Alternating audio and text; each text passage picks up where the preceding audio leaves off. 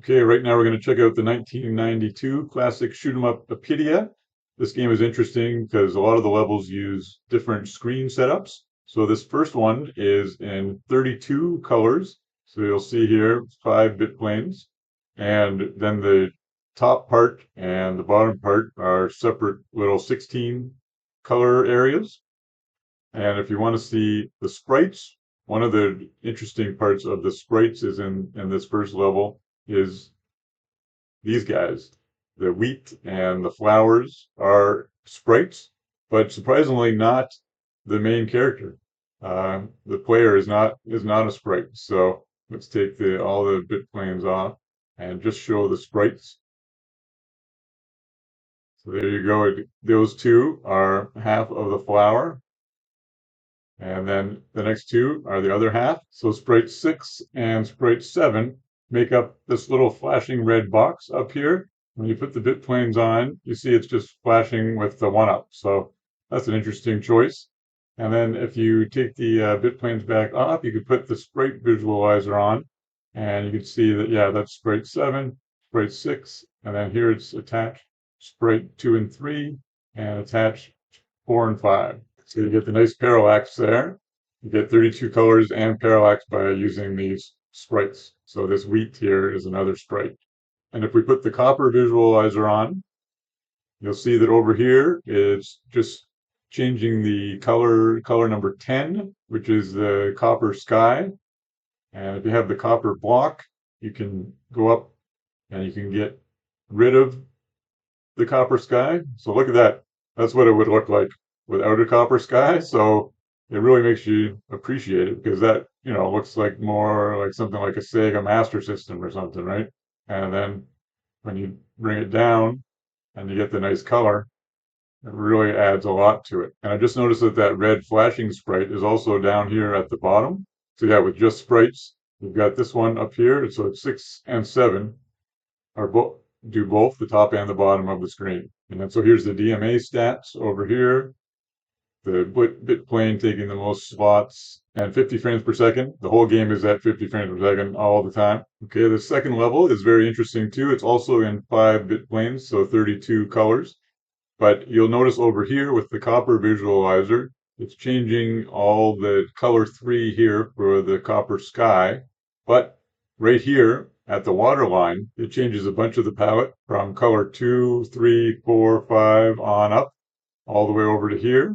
You'll notice, except for a few occasions, most of the enemies that are up here don't cross the line down here, and the ones that are down here don't cross up because of the palette change that would occur. But they've locked in the colors for the player, so those, you can switch past and it won't change those colors. So those ones aren't dynamic there. So you'll see these guys, they just come down to the water line and then come back up and don't cross. So if you're wondering if there's any new sprites in this level, well, it's quite interesting, I thought. If you take these bit planes off, you'll see that the bubbles are sprites. So yeah, the bubbles right here are sprites. So that was a shock to me. You can see them moving here if I play it. See, there's the sprites. And here's the super famous part, the huge fish. Wow, look at the size of him. So what's going on here? It's still a 32 color screen, but they took away the background and all 32 colors are for the fish. And there's also sprites, which are the bubbles here. I can put the sprite visualizer on and you'll see, yeah, attached 2 and 3 and attached 4 and 5 are the sprites. Okay, let's put the glitter visualizer on here and see what we're dealing with. So look at that. So you can see the fish itself is not being blit, but the little guy on top is, and the fins are. Okay, and with the copper visualizer on, you can see these purple, the line right here, it moves with the fish. So what's going on there? So if you pause it, I'm pretty sure this is a copper split.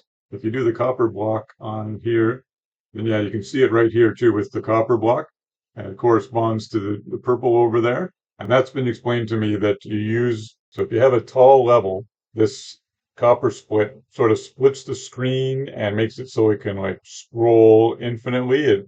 It attaches the top to the bottom. So then the fish can go up and down and all around this whole map. Okay, this level is super interesting. They're doing a lot of different tricks. So first of all, let's take a look at what is sprites. Look at that. All these are sprites. So now the player himself for the first time is a sprite. Yeah, we'll take them all off. And so 0, 1, 2, and 3 are all the player. And 4 is a 3-color bubble that's vertically multiplexed. 5 is another bubble. And then 6 are the obstacles. And 7 is another obstacle. So what's going on over here is they're changing the background copper sky color 6, and then they're also changing the bit plane pointers at a whole bunch of areas to make the screen do that warping effect. And it's in dual playfield, so watch this. Bit plane 0, 2, and 4 are that, and bit plane 1, 3, and 5 are there. So then they combine them for all that. So this is quite the level. Then if you put the glitter visualizer on, it's in strips, but those are being morphed also. And if you do the copper block, you can slow it down. As you can see, the glitter is almost maxed out here with almost 40,000 slots per frame. So this level actually has the smallest resolution of all the different levels. The first 32 color levels, the playable area is 320 by 240. The cog level that we're coming up to next is 302 by 240, but this one is only 256 by 192. This level has always really impressed me with the animated cogs in the background and everything. So how is it done? Well, first let's check this new palette visualizer, which shows you the palette. And this level is only 16 colors. So these are the 16 colors. And then the top part has 3 colors, and the one is copperized, and the bottom 3 colors, one is copperized. And if we take off the bit planes to reveal the sprites, boom, it's all sprites there. And if we play, you'll see all animated sprites.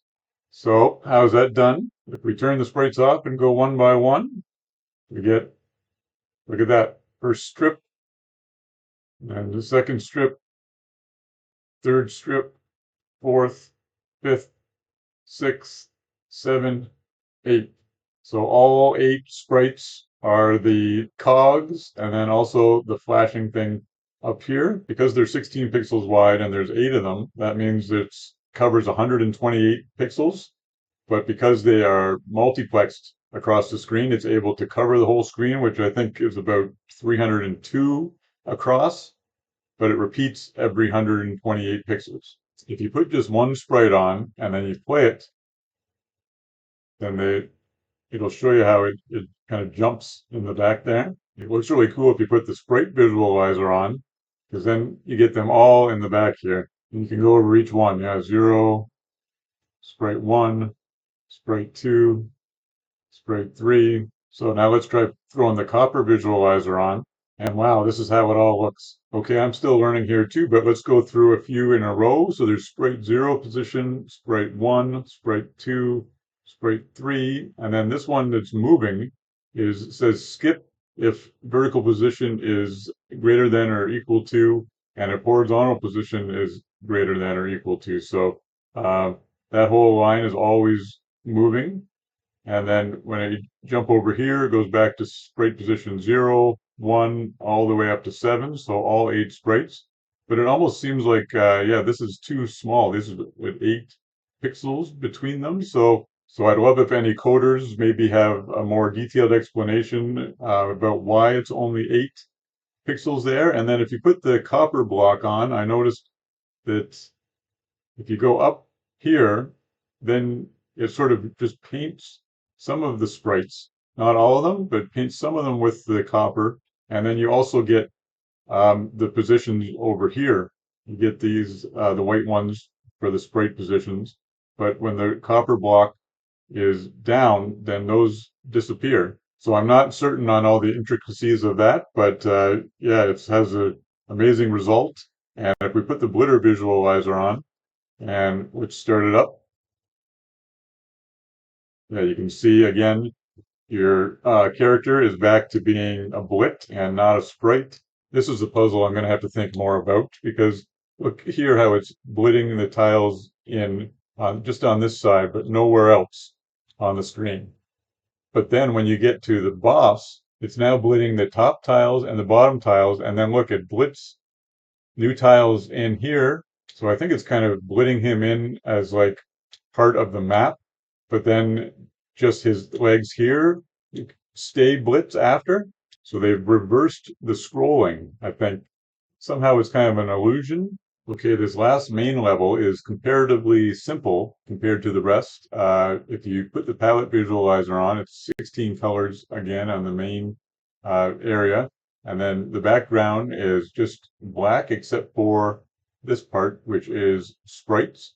So we put that on, sprite 0, 1, 2, 3, 4, 5, 6, 7. So it's all 8 sprites again, but so it only just takes up 128 pixels, and they don't bother multiplexing it, so they just let it stay black in the other areas. Here's what it looks like with the sprite visualizer. But then we get to the final boss, so it was really cool, especially if you put on the blitter visualizer. You can see that his wings are being blit and his stinger, but the rest of him is just part of the map. So here the CPU is being taxed the most, more so than the blitter. I think because they're moving the screen up and down, and it doesn't look like from the copper visualizer that it's doing anything fancy over here. So it may just be the CPU that is controlling the screen. Yeah, they really delved into their bag of tricks in this one and, tried a whole bunch of different techniques, and it turned out a classic. And they're even doing a remaster that's coming up, a new Apidya remaster. So look out for that. And thanks for watching the video as always. Till next time.